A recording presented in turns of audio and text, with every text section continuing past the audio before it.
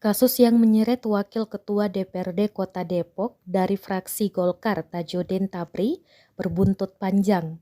Terkini akibat aksi semena-mena terhadap sopir truk di Jalan Krukut Limo Depok, Tajudin dilaporkan ke kepolisian. Pelaporan itu dilakukan pada Jumat 23 September 2022. Adapun laporan oleh supir truk berinisial AM, 24 tahun itu dikonfirmasi oleh Kabid Humas Polda Metro Jaya, Kombes E. Sulpan. Rencana mediasi dalam kesempatan yang sama, Sulpan mengatakan meski telah membuat laporan, AM berencana bertemu dengan Tajudin di Mapolres Metro Depok pada besok Senin 26 September 2022. Polisi akan memediasi AM dan Tajudin untuk menyelesaikan perkara yang videonya viral di media sosial itu.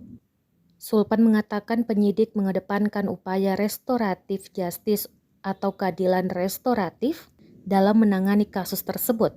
Awal mula kasus untuk diketahui, aksi semena-mena oleh wakil rakyat itu dilakukan pada Jumat pekan ini.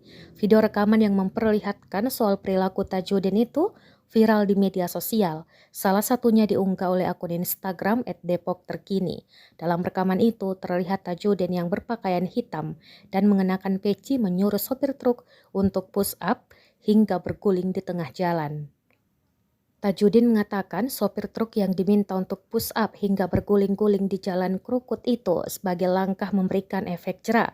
Namun ia membantah bahwa telah menginjak tubuh supir truk tersebut meski aksi arogansi itu sudah terekam dan videonya viral di media sosial.